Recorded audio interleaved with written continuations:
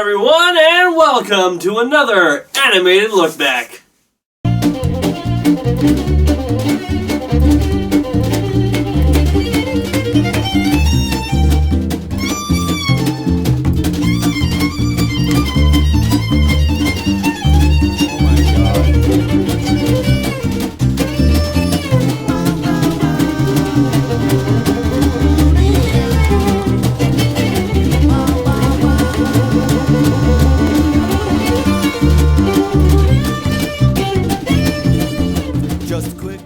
It is rather surprising to me that even though I've done over 20 plus reviews on Animated Look Back, I have yet to tackle a film done by the great Don Bluth.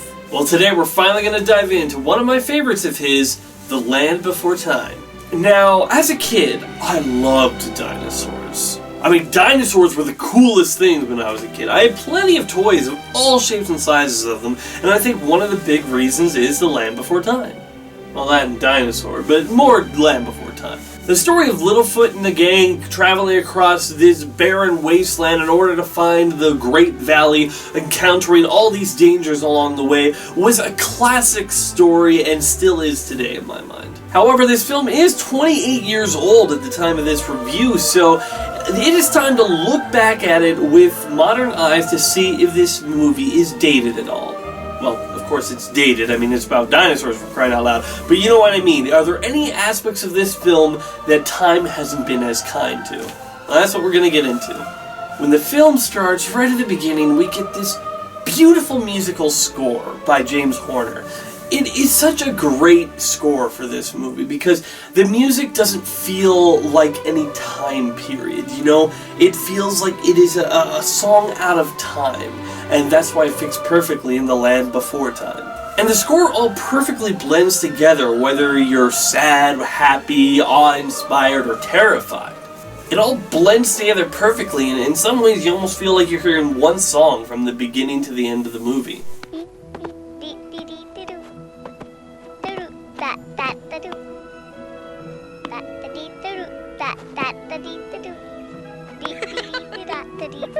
The first characters we are introduced to is Ducky, Cera, and Littlefoot, as we actually see them being born. Talk about starting from the beginning. And the film gets their personalities right to us right off the bat. Ducky is kind but curious and likes to make out with her siblings? What the heck is going on there? Okay, no idea what that's all about, but Cera comes out of her egg smashing into things, showing that she's a real thick-headed character, real stubborn, real, acting tough, but then all you get is one clash of lightning and she shows that she's really vulnerable, and that's perfectly opening for Cera, because it shows she's tough, but she's acting tougher than she really is. Then there is Littlefoot. Now, he is more cautious and scared of the world around him, running away from all the other creatures and taking refuge in the safety of his mother. This is great build because it shows that Littlefoot's safety net is his mother, and that's what makes it all the more tragic when she's taken away later in the film. However, it also shows that he has to try to follow her example and lead these group of misfits to the Great Valley. So let's just talk about all the characters in general. Let's talk about Cera. I hated Cera as a kid. Hated her. I don't have many pet peeves, but I got two. One of them is people who never admit whenever they're scared or wrong. They just try to, dodge the topic or move on or just say, no, I'm right, and then just avoid it altogether. Don't even let you hear your side of the conversation. The other one is people who leave the timer on the microwave, when they'll just put, let's say they're heating something up, they'll put 3 minutes, and then they wait 2 minutes, and they open it up, and then they just leave the timer there. It's still on 1 minute. And so when I walk by the microwave, I say, hey, 1 minute, it's 1 o'clock, I'm late for something. Oh wait, it's not 1 o'clock. Why is that saying 1 o'clock? Oh yeah, because somebody didn't hit the flippin' reset button and... Okay, let's get back on the topic at hand. While I disliked Cera as a kid, I think it was more the same way I dislike, Lucy from Peanuts. You dislike them because they're a jerk, but you kind of like them for how much of a jerk they are. And I think the thing that really makes this work is we see Cera's moments of weakness. this. We see how she panics when she and Littlefoot are being chased by the T-Rex, or, the sharp tooth. But shouldn't it be sharp teeth? I mean, they have more than one. Anyway, we see her scared of what the monster could do to them. We see her, try to act tough, but in the end still wanting to be with her friends at night. And we see her cry when she realizes that she nearly led all of her friends to their death. But we also see she's too proud to really admit that she made the mistake. And I really think that's what makes this character a lot better than all the other, movies that tried to rip this off. When they have a character like this, they're usually just a humongous jerk for no reason, at least no good reason. And at the very least with this, we see how there's a lot of prejudices with all the other dinosaurs. You can see that Cera's father is a racist. There's no other way to say it. And actually, am I the only one that thought that Cera's father's voice actor was the one that kind of sounds a little off? Littlefoot. Come, Cera. Three horns never play with long necks. Three horns don't play with long necks. Yeah, a little off. That's the voice of a guy who knows he's voicing an animated character and is just looking to voice his couple lines so he can move on and do something else. But overall, I like Cera. I think she's a lot of fun, and I think that making the thick-headed character the Triceratops was a stroke of genius. Triceratops. Triceratops. How did I not get that till now? Next, let's talk about Ducky. Hello. I said hello. What is your name? Maybe you cannot talk yet, huh? Huh? I love Ducky. Yep. Ducky's she's so cute. In fact, she's a little too cute. And some way they can make this character too cute and yet not annoying.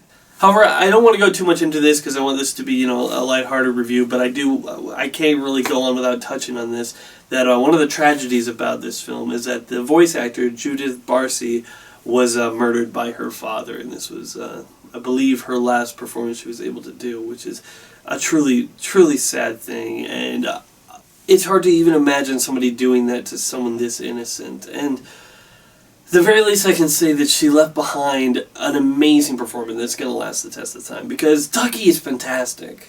I mean, every time you see her, you just want to say, aww.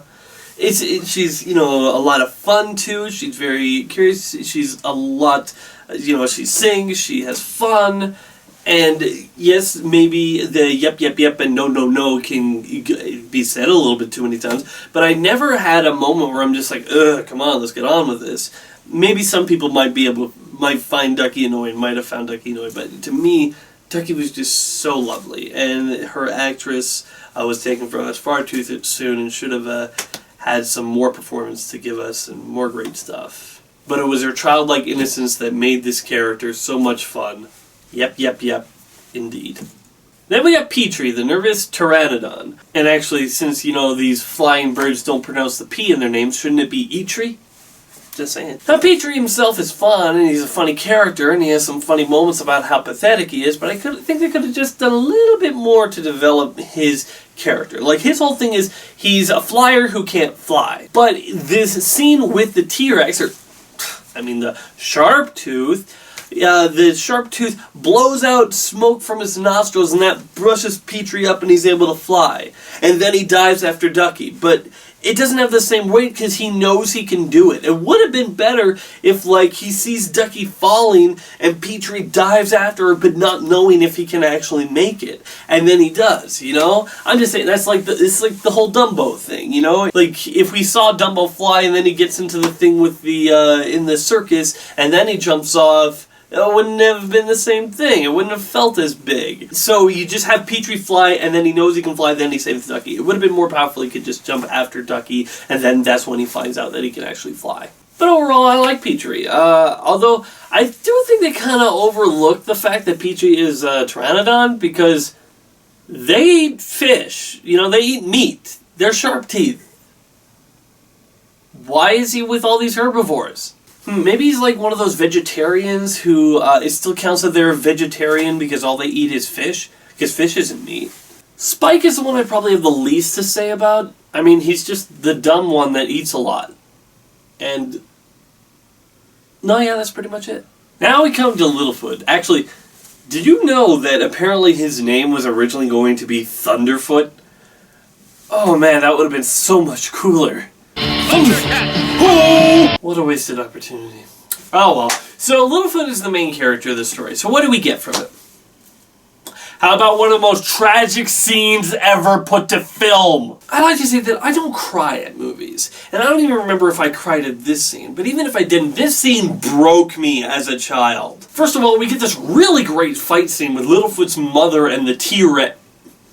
The Sharp Tooth. And then this really sad scene with a child trying to understand that his mother is going to die. Dang, Don Bluth! I love how for the most part, they just focus on this one scene and then they just zoom out slowly. We don't see the moment of the mother's like eyes closing or passing. We just hear her talking, then she's not talking anymore. I'll be with you, even if you can't see me. What do you mean if I can't see you? I can always see you. Littlefoot, let your heart guide you. It whispers, so listen closely. My gosh, if you did not at least well up a little bit, you are made of stone! Or you're stoned, either way. All those who think this scene is more tragic than Bambi's mom say aye. Aye. Go! As the movie continues, we see Littlefoot becoming the leader of his group, trying to lead them to the Great Valley because he knows the way. You know, I kind of find it funny that my mom didn't like me watching this film, in fact, any of the Land Before Times, because they had evolutionary themes in them, and we were a Christian family, still are. And, you know, so she was like a little bit leery when they would say stuff like, especially in the sequels, like, 20 billion years ago, or something like that. She'd be like, no, that's not right. I find that funny now, because if anything, this film has a lot of Christianity symbolism in it. I mean, there's obviously a heaven. In fact, the Great Valley is symbolic for heaven. You know, it's this place where you don't know it's there because you've never been there, but you're always just trusting in the fact that it is there, that a better place lies beyond this one. Heck, Littlefoot's mother talks to him from both a cloud and a light falling from the sky with a tree star.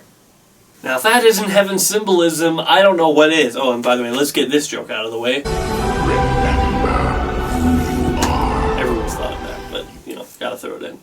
And then you have the butting heads with Littlefoot and his followers. Littlefoot is like the missionary, you know, trying to preach the good word. And, you know, Cera is like the skeptic who's fighting against him. The literal butting heads that happens between them. Now, don't get me wrong. I'm not saying that Don Bluth made a Christian movie here. I'm just saying he's using symbolism. Anyway, let's get back to talking about Littlefoot. I like Littlefoot. You know, he's smart, but he's, you know, he's also a kid. He can get angry. He can get sad. He can have a lot of fun, but I like how, you know, he's never a bitter character. There's a moment where, you know, he tries to team up with Cera and she just leaves him behind, where he tries to be like, yeah, that's the way you have to approach this world, tough. And when, you know, he meets Ducky, Ducky's like, hey, you want to go together? He's like, don't you know anything? Long necks don't go with whatever you are. And then Ducky says, like, one more thing, and then he's like, oh, you want to go together? And she's like, yeah, let's do it. Like, he can't even go with, like 10 seconds with being the bigot. He's just, you know, he goes back to who he is, a kind-hearted kid. So I think he's a good character. Good, maybe not great, because, you know, he's a little bit pretty much of the straight character to all the other bigger personalities. But I think, you know what, he has some good lines. He has some moments where he has to be tough. He has some moments where he has to be kind. And then he has, like, that truly heartbreaking moment where he thinks he sees his mother and it's just his own shadow. Gosh darn it, Don Bluth. So overall, I think all the characters are good. The least is Spike, because he's pretty much a nothing character, but he's there for humor. And there are some funny moments with him, where he sticks his head in the ground. That's pretty funny. However, I think the thing that I am the most torn up about looking back at it now with modern eyes, and the thing that I think kind of holds up and kind of doesn't the most, is the animation. this one, like, usually I have a set, like, oh, the animation's dated, or no, the animation still holds up, but this one is, I don't even know, like, because there's some stuff about this animation that's absolutely incredible, that you wouldn't see in nowadays films, and it's such a unique and utterly amazing thing. But there's other parts of this film that you wouldn't see in nowadays films, because they're little hiccups that they would fix, and they wouldn't have, It's such an interesting conundrum to face. Like, how is the animation in this film? On the one hand, the character animation is very good. I mean, all the characters look different. And you don't have characters that really look alike, but mostly because a lot of them are different species. But, they have their own personalities through the designs, and you have that one scene where Littlefoot's mother has to turn her humongous neck all the way around in order to talk to Littlefoot, and that's animated great. And the characters are very distinct, and their personality really comes through in the animation. However, there are some times in this film where they repeat animation that they've already used, where you see the same animation used multiple times. Then there's times where the characters will speak, but their mouths aren't open. Littlefoot, you found it! Yup, yup, yup. Little things like that really, I wouldn't notice as a kid, but now I really do notice. And then one of the most annoying things is the color of Littlefoot. This happens with a couple of the other characters as well, but it's mostly a problem for Littlefoot. If I was to ask you, what is Littlefoot's color, you would say purple. At the very least, a purple hue. He has a very purple-ish tone to him. Alright, so here's Littlefoot now, and here's him, maybe a scene later. It's not the same color, guys! Alright, now he's back to purple. Good. But now he's yellow again! Oh, come on! I get what they're trying to do. They're trying to, change the color with the time of day. And so, if it's, if the sun is setting, he'll have, a dark, a lighter, yellowish tint to him. But the problem is, all the other characters have one color and they stay the same. Petrie kind of goes from, black to brownish. But it's not that big of a deal. I think because when he's in the shadows. But, Cera's always yellow. And Spike is always green. Ducky's always yellow. And then when you have Littlefoot going from purple to yellow, that kind of throws things off a little bit. But on the other hand, the action scenes are flippin' amazing. I mean, the T-Rex scenes are... the sharp tooth... You know what? No. It's a T-Rex. I'm calling it a T-Rex. In fact, I'm going to take a quick break and rant about something, okay? As a kid, I was like a dinosaur expert, okay? I knew all about dinosaurs, and you know what happened every single time I played with some kid who didn't know anything about dinosaurs? And hey, I got a long neck. No, that's a brachiosaurus. Hey, I got a sharp tooth. No, that's a T-Rex. Hey, I got a spike tail. No, that's a stegosaurus. It was like, gosh, get the flippin' names right. It would have been the worst thing to use their real dinosaur names. It wouldn't have been that hard to look. Tyrannosaurus Rex, Brontosaurus, Triceratops,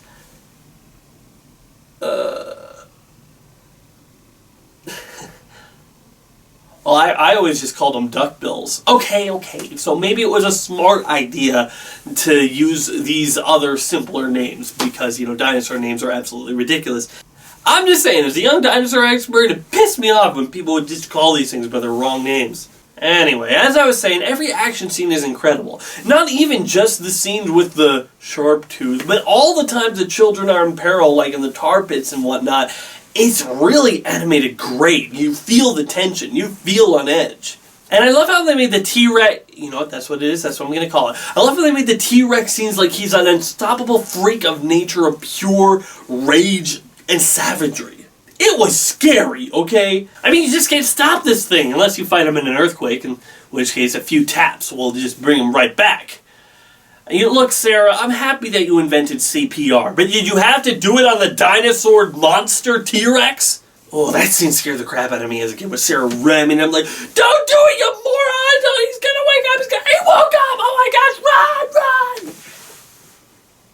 Dang it, Don Bluth. But on the other hand, while all of its action scenes are amazing, this film does have some things with its background and foreground animation not blending together perfectly. It isn't as bad as something like The Jungle Book because the backgrounds are much better drawn and animated, but look at this scene with Petrie climbing up this wall. Okay, and pause. I'm going to take a wild guess you can spot which one of these rocks are going to fall to the ground. You know, which one of the rocks in this scene are going to fall as he's going to try to climb? Let's see if you're right. No duh. We can all see that some of these animated rocks are animated differently than the rest because it's the difference between the background and foreground animation. Now, it's not, as I say, it's not bad. It's just an animation technique that we've overcome in nowadays terms and forms of animation. If you look back at The Princess and the Frog, there won't be anything this that stands out as much as this does. And it's just a dated animation technique. And nowadays we don't have this problem, mostly because it's all 3D animation, but you won't find this problem in an anime or anything like that. We've just overcome this issue. It's not an issue anymore, but it was back then, and that's one of the parts that just makes this film a little dated. Now, there's not a point against the film because, you know, it came out in the time period it came out in, and so it's like, I can't say that what makes the movie bad or anything. I'm just saying the film is showing its age. And this animation struggles with perspective at times. I mean, here we have two characters here. I'm going to try to be to the side as much as possible. We have Spike and Ducky. Well, these are the characters I want us to focus on. Now, here we have Ducky, the smallest of the group, very tiny. Probably, if she, you know, not that big. She's just not that big of a character. Very small. And then we have Spike. Spike. No, not that Spike. The other Spike. There we go. Now, while Spike is in the tallest of the group, that is Littlefoot, he's definitely the biggest in terms of just mass. So, are Ducky and Spike the same size? No, they're not. Then why, when Ducky opens up Spike's egg, is she the size of the egg? Why is Ducky the size of Spike's egg? Even Spike's egg should be like 4 times her size, if anything. The egg seems to be a little bit bigger than her, but look, when Spike comes out, he's only a little bit taller than her, and then like the next scene, he's like 10 times her size. That is, you know, a detail I wouldn't notice as a kid, but I notice it now. I mean, look, he's roughly her size in this shot. Maybe a little bit bigger, but not that much. And then in the next scene, she's not even as big as his tail. I think that is the biggest animation blunder in this film. The fact that Spike, who is like 20 times her size, and I keep on changing the times, but you know, Spike is just much, much bigger than her, comes out of his egg roughly the same size. Now, besides the animation errors, I don't think there's a lot of problems I have with this film, but there are a couple. Most of them are nitpicks, but some of them are things that I really think are mistakes that are worth mentioning. The biggest one in my mind is the fact that Cera never apologizes for her actions. I mean, her pig-headedness, or thick-headedness, whatever way you want to put it, nearly got them all killed. By the by, just a side note, I like how her thick-headedness leaves her in confrontations with the only dinosaurs that have a thicker skull than a Triceratops. I think that's funny. Yeah. What are those dinosaurs called? I was just called them bonkerheads. Anyway, moving on. I mean, sure, she came back in their time of need, but there should have been a moment where she said sorry. In fact, the ending of this film feels really rushed. I mean, they just run to the Sharptooth, kill the Sharptooth, Littlefoot sees his mother, and then just boom, they're in the Great Valley at the end. It was like, wow, okay, they could have had a little bit more lead up to this. And I think the big misstep is that Cera doesn't get to apologize. I mean, there should have been a scene where she says to her friends, I'm sorry for the way I acted. I'm sorry that I got us nearly all killed. I'm sorry for that. You know, and then they could have all embraced right there. You know, that would have been a really nice moment, and I really think that is a scene that's missing from this story.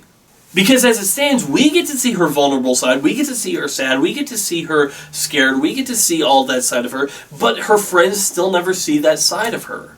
I mean, heck, you could argue that her coming back at the end to save the day was only her to show that she was still the tough one. That, yeah, you guys couldn't live without me. I saved the day. But as I say, they kill the T-Rex, Littlefoot sees his mother in the cloud. We've already done that joke. And then we move on to the Great Valley, and that's the end. It's a little bit of a rushed climax. There could have been 1 or 2 little loose ends that I think they could have tied up. In the end, however, The Land Before Time is still a classic. You know what, in my mind, it's probably the second greatest dinosaur movie ever made. Second only to Jurassic Park. And I think it's great because while everyone else at the time was trying to be Disney, Don Bluth specifically took his team and made a different story. It wasn't the same thing. It was completely different. You know, he didn't make a musical. And I think that's great. I mean, why would you want these characters singing anyway? Ah! You Ah! look No! like you No! No! No! think No! you No! like us too. We're a family No! No! and No! one of us No! now. No! No! No! No! No! We are reviewing the Don Bluth classic movie, The Land Before Time. We are not reviewing the straight-to-DVD sequels. Got it? Friends God, stop! for No, dinner. no, no, no! Turn it off! Turn it off! I mean, look at this! Look at this great animation! Look at this amazing spectacle! Look at all these great characters and stop it! Stop it! I don't want to review some watered down version of this. Okay! Just stop it! Just turn it off and I'll talk about them! Gosh! Land Before Time sequels I loved as a kid. As a kid. In fact, you could probably say that I watched the animated sequels much more than the original one. Because as a kid, the original was too sad and scary for me. But you know what? I'm not a kid anymore.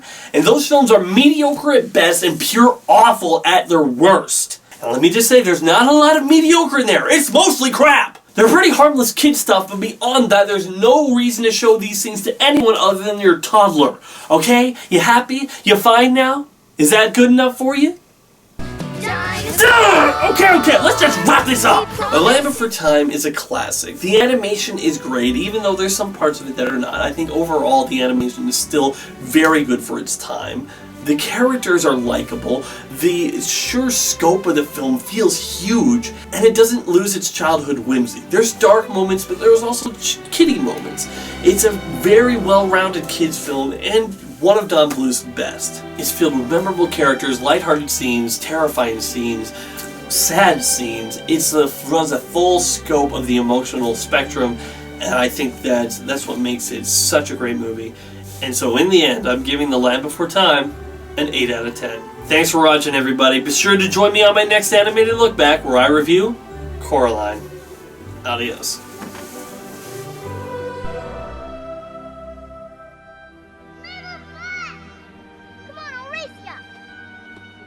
And they all grew up together in the valley, generation upon generation, each passing on to the next the tale of their ancestors' journey to the valley long ago.